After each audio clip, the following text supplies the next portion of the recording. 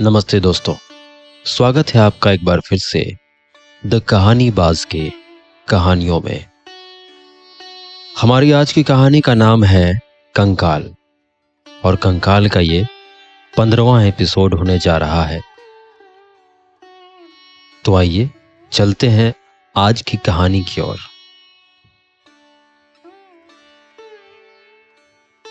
कई दिन हो गए विजय किसी से कुछ बोलता नहीं, समय पर भोजन कर लेता और सो रहता। अधिक समय उसका मकान के पास ही करील की झाड़ियों की टट्टी के भीतर लगे हुए कदम के नीचे बीतता। वहां बैठकर वो कभी उपन्यास पढ़ता है और कभी हारमोनियम बजाता। अंधेरा हो गया था। वो कदम के नीचे बैठा हारमोनियम बजा रहा था। चंचल घंटी चली आई। उसने कहा, बाबूजी, आप तो बड़ा अच्छा हारमोनियम बजाते हैं। वो पास ही बैठ गई। तुम कुछ गाना जानती हो? ब्रिजवासनी और कुछ चाहे ना जाने, किंतु फाग गाना तो उसी के हिस्से का है। अच्छा, तो कुछ गाओ, देखूं, मैं बजा सकता हूं। ब्रजवाला घंटी एक गीत गाने लगी। पिया के हिया में परी है गांठ, मैं कौन जतन से खोलूं। सब सखियां मिली फाग मनावत, मैं बावरी सी डोलूं। अब की फागुन पिया भय निर्मोहिया, मैं बैठी विष घोलूं पिया के। दिल खोल कर उसने गाया। मादकता थी उसके लहरीले कंठ स्वर में और व्याकुलता थी विजय की पर्दों पर दौड़ने वाली उंगलियों में। वे दोनों तन्मय थे। उसी राह से जाता हुआ मंगल, धार्मिक मंगल, उस हृदय द्रावक संगीत से विमुग्ध होकर खड़ा हो गया। एक बार उसे भ्रम हुआ, यमुना तो नहीं है। वो भीतर चला गया। देखते ही चंचल घंटी हंस पड़ी, बोली, आइए ब्रह्मचारी जी। विजय ने कहा, बैठोगे या घर के भीतर चलूं? नहीं विजय, मैं तुमसे कुछ पूछना चाहता हूं। घंटी, तुम जा रही हो ना? भयभीत घंटी उठकर धीरे से चली गई। विजय ने सहमते हुए पूछा, क्या कहना चाहते हो? तुम इस लड़की को साथ लेकर इस स्वतंत्रता से क्यों बदनाम होना चाहते हो? यद्यपि मैं इसका उत्तर देने को बाध्य नहीं मंगल। एक बात मैं तुमसे पूछना चाहता हूं, बताओ तो। मैं यमुना के साथ भी एकांत में रहता हूं, तब तुमको संदेह क्यों नहीं होता? मुझे उसके चरित्र पर विश्वास है, इसीलिए कि तुम भीतर से उसे प्रेम करते हो। अच्छा, यदि मैं घंटी से ब्याह करना चाहूं तो तुम पुरोहित बनोगे? विजय, तुम आतिवादी हो, उद्धत हो। अच्छा हुआ कि मैं वैसा संयतभाषी कपटाचारी नहीं हूं जो अपने चरित्र की दुर्बलता के कारण मित्र से भी मिलने में संकोच करता है। मेरे यहां प्राय तुम्हारे ना आने का यही तो कारण है कि तुम यमुना की। चुप रहो विजय, उच्छृंखलता की भी एक सीमा होती है। अच्छा, जाने दो। घंटी के चरित्र पर विश्वास नहीं तो क्या समाज और धर्म का ये कर्तव्य नहीं कि उससे किसी प्रकार अवलंब दिया जाए, उसका पथ सरल कर दिया जाए? यदि मैं घंटी से ब्याह करूं तो तुम पुरोहित बनोगे? बोलो, मैं ऐसे करके पाप करूंगा या पुण्य? यह पाप हो या पुण्य तुम्हारे लिए हानिकारक होगा। मैं हानिकारक उठाकर भी समाज के एक व्यक्ति का कल्याण कर सकूं तो क्या पाप करूंगा? उत्तर दो। देखे तुम्हारा धर्म क्या व्यवस्था देता है। विजय अपनी निश्चित विजय से फूल रहा था। वो वृंदावन की एक कुख्यात बाला विधवा है विजय। सहज में पच जाने वाला और धीरे से गले से उतर जाने वाला सनिग्ध पदार्थ सभी आत्मसात कर लेते हैं, किंतु कुछ त्याग, सो भी अपनी महत्ता का त्याग, जब धर्म के आदर्श में नहीं है, तब तुम्हारे धर्म को मैं क्या कहूं मंगल। विजय, मैं तुम्हारा इतना अनिष्ट नहीं देख सकता। इसे त्याग तुम भले ही समझ लो, पर इसमें क्या तुम्हारी दुर्बलता का स्वार्थपूर्ण अंश नहीं है? मैं यह मान भी लूं कि विधवा से ब्याह करके तुम एक धर्म संपादित करते हो, तब भी घंटी जैसी लड़की से तुमको जीवन भर के लिए परिणय सूत्र में बांधने के लिए मैं एक मित्र के नाते प्रस्तुत नहीं। अच्छा मंगल, तुम मेरे शुभचिंतक हो। यदि मैं यमुना से ब्याह करूं, वो तो तुम पिशाच हो, कहते हो मंगल उठकर चला गया। विजय ने क्रूर हंसी हंसकर अपने आप कहा, पकड़े गए ठिकाने पर। वो भीतर चला गया। दिन बीत रहे थे, होली पास आती जाती थी। विजय का यौवन उच्छृंखलता भाव से बढ़ रहा था।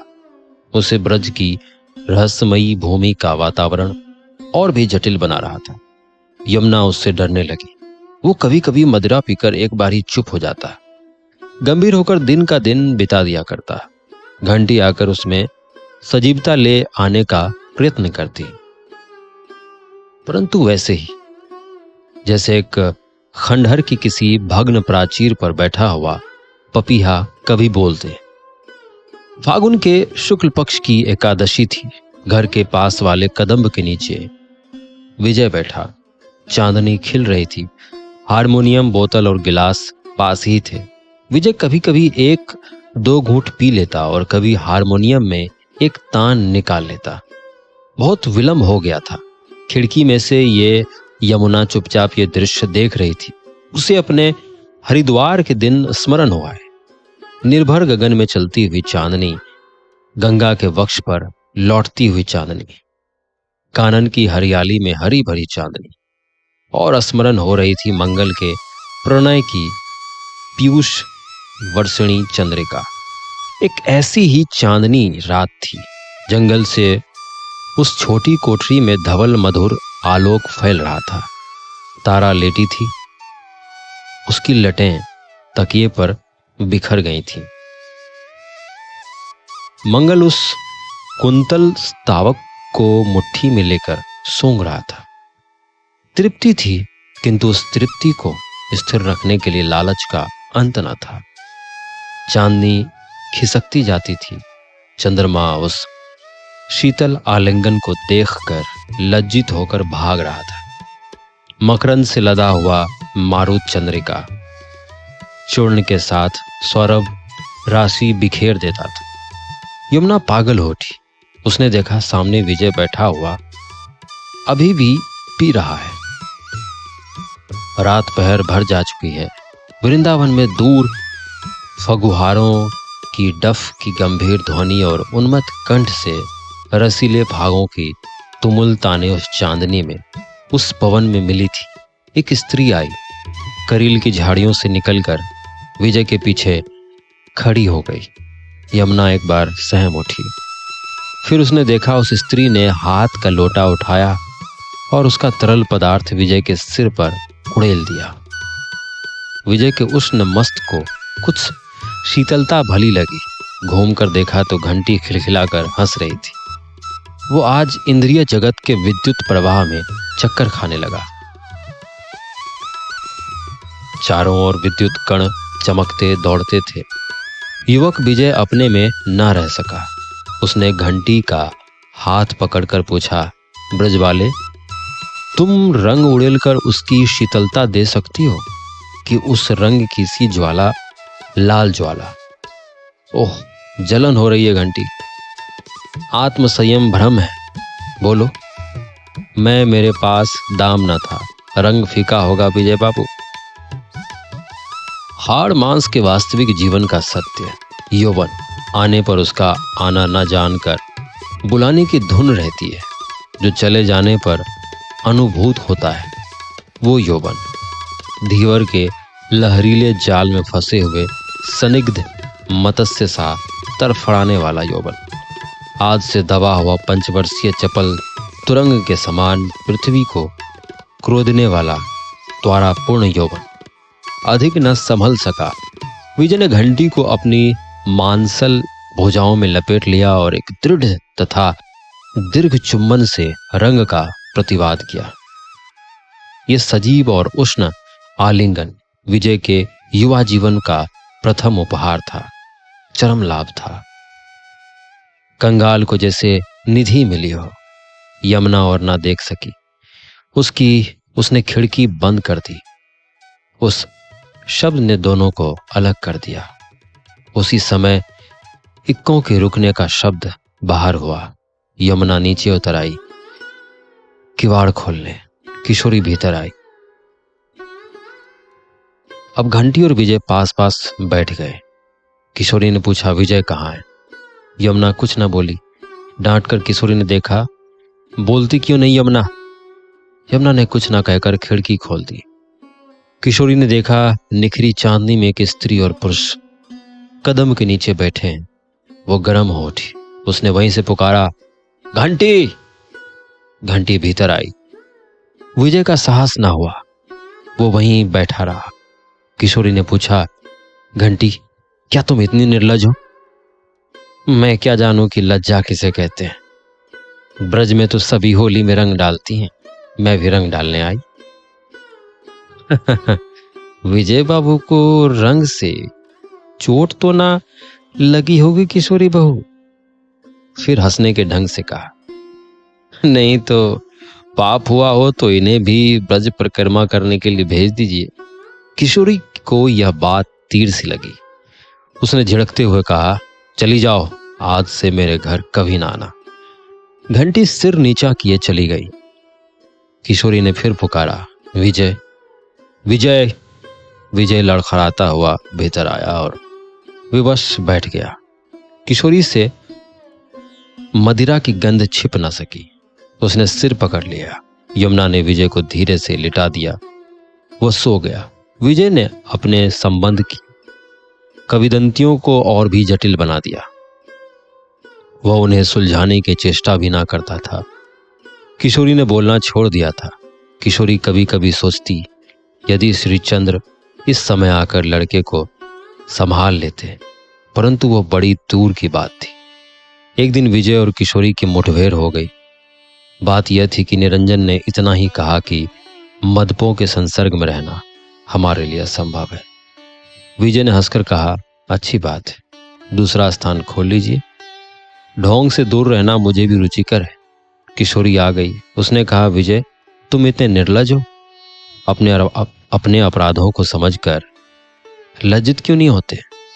नशे की खुमारी से भरी आंखों को उठाकर विजय ने किशोरी की ओर देखा और कहा, मैं अपने कर्मों पर हंसता हूं, लज्जित नहीं होता।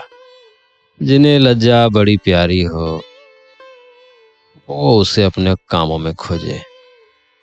किशोरी मारमत होकर उठ गई और अपना सामान बांधने लगी। उसी दिन काशी लौट जाने का उसका दृढ़ निश्चय हो गया। यमुना चुपचाप बैठी थी। उससे किशोरी ने पूछा, यमुना, क्या तुम ना चलोगी? बहू जी, मैं अब कहीं नहीं जाना चाहती। यहीं वृंदावन में भीख मांगकर जीवन बिता लूंगी। यमुना, खूब समझ लो, मैंने कुछ रुपये इकट्ठे कर लिए हैं बहू जी। इन्हें किसी मंदिर में चढ़ा दूंगी और 2 मुट्ठी भात खाकर निर्वाह कर लूंगी। अच्छी बात है। किशोरी रूठ कर उठी। यमुना की आंखों से आंसू बह चले।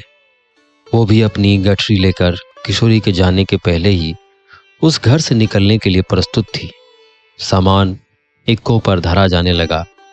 किशोरी और निरंजन तांगे पर जा बैठे। विजय चुपचाप बैठा रहा, उठा नहीं।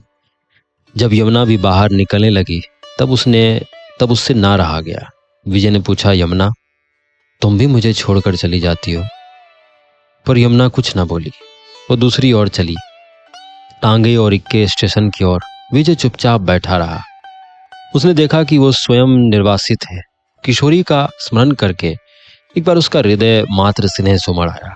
उसकी इच्छा हुई कि वो भी स्टेशन की राह पकड़े, पर आत्म अभिमान ने रोक दिया। उसके सामने किशोरी की मातृ मूर्ति विकृत हो उठी। वह सोचने लगा, माँ मुझे पुत्र के नाते कुछ भी नहीं समझती। मुझे भी अपने स्वार्थ, गौरव और अधिकार दम के भीतर ही देखना चाहती हैं। संतान स्नेह होता है तो यूं ही मुझे छोड़कर चली जाती। वह स्तब्ध बैठा रहा। फिर कुछ विचार कर अपना भी सामान बांधने लगा। 2-3 बैग और बंडल हुए। उसने एक तांगे वाले को रोककर उस पर अपना सामान रख दिया, स्वयं भी चढ़ गया और उसे मथुरा की ओर चलने के लिए कह दिया। विजय का सिर सन कर रहा था। तांगा अपनी राह पर चल रहा था, पर विजय को मालूम होता था कि हम बैठे हैं और पटरी के घर और वृक्ष सब इससे घृणा करते हुए पीछे भाग रहे हैं।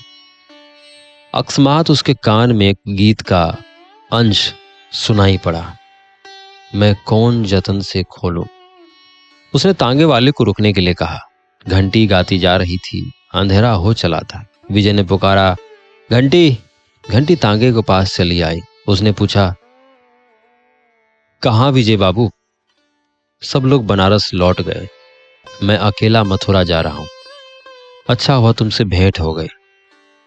आह विजय बाबू, मथुरा तो मैं भी चलने को थी, पर कल आऊंगी। तो आज ही क्यों नहीं चलती? बैठ जाओ, तांगे पर जगह तो है। इतना कहते हुए विजय ने बैग तांगे वाले के बगल में रख दिया।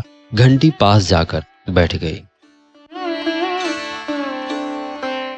मथुरा में चर्च के पास ही एक छोटा सा परंतु साफ सुथरा बंगला है।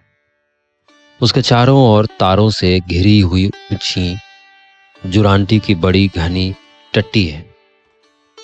भीतर कुछ फलों के वृक्ष हैं। हरियाली अपनी घनी छाया में उस बंगले को शीतल करती है।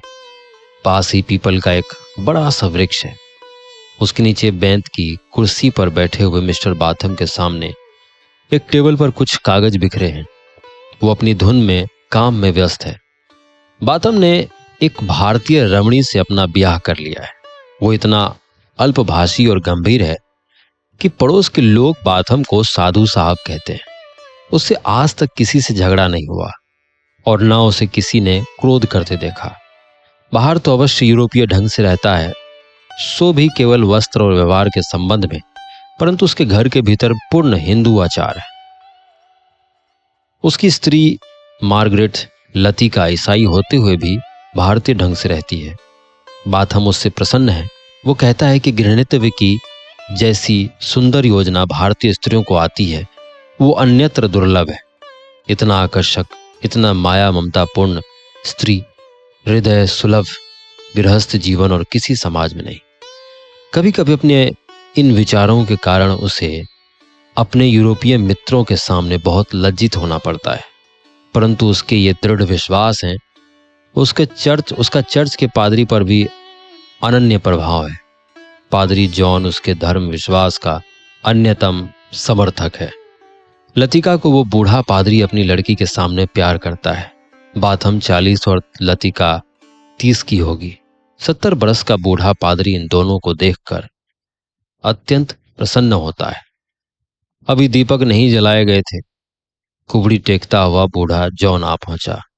बाथम उठ खड़ा हुआ। हाथ मिलाकर बैठते हुए जॉन ने पूछा, मार्गरेट कहाँ है? तुम लोगों के साथ ही प्रार्थना करने की आज बड़ी इच्छा है। हाँ पिता, हम लोग भी साथ ही चलेंगे। कहते हुए बाथम भीतर गया और कुछ मिनटों में लतिका एक सफेद रेशमी धोती पहने बाथम के साथ बाहर आ गई।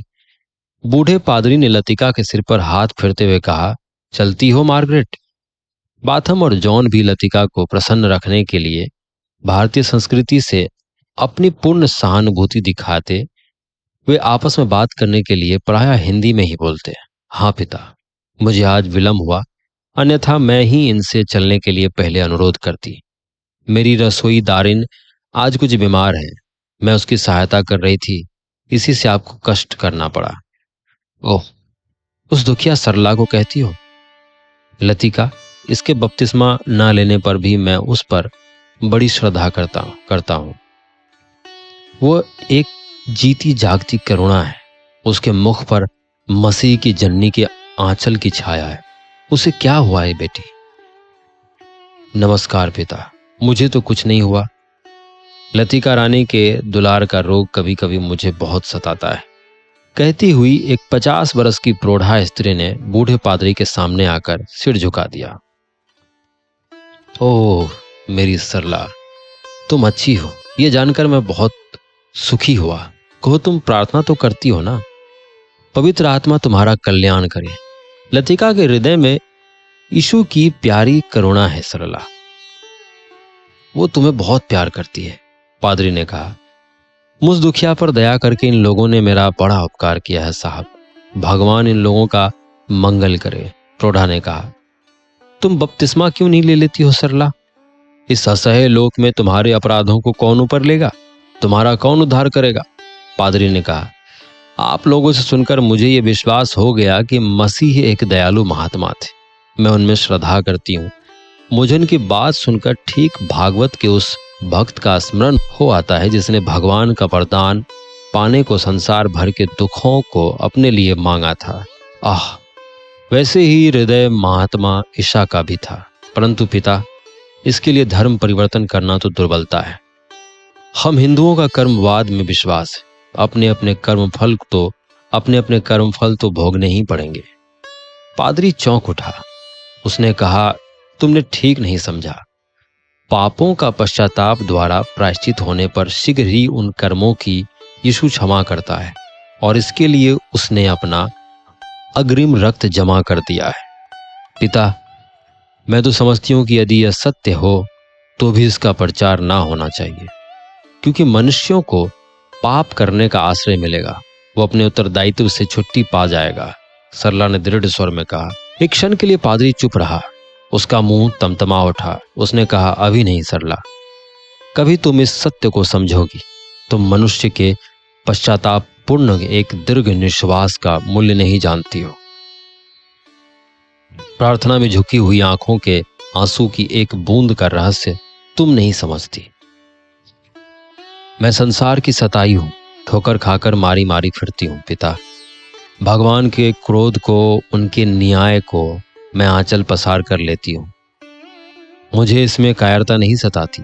मैं अपने कर्म फल को सहन करने के लिए वज्र के समान सबल कठोर हूं। अपनी दुर्बलता के लिए कृतज्ञता का बोझ लेना मेरी नियति ने मुझे नहीं सिखाया।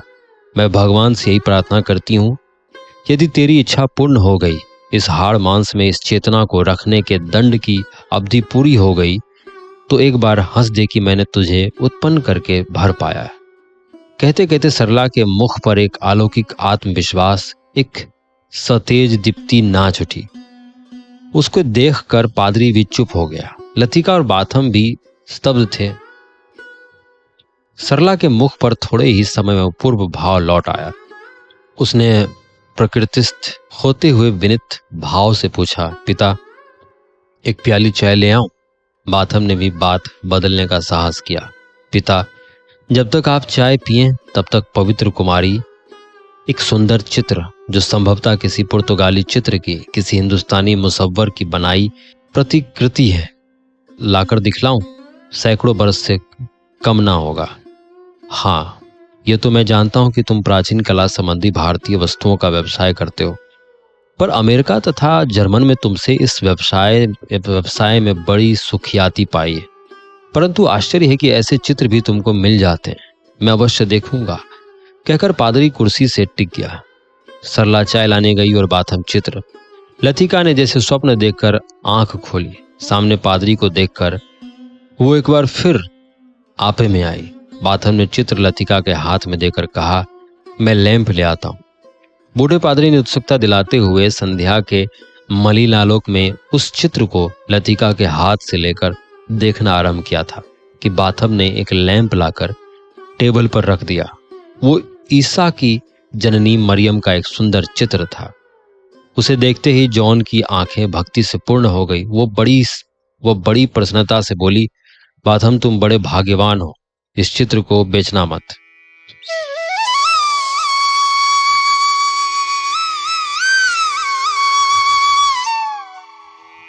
हमारी आज की कहानी में बस इतना ही। मैं आशा करता हूं कि आपको यह कहानी पसंद आ रही होगी। पसंद आ रही होंगी तो हमें अपनी प्रतिक्रियाएं जरूर दें, कमेंट में बताएं, और इसी तरह बने रहिए हमारे साथ और सुनते रहिए द कहानीबाज। धन्यवाद।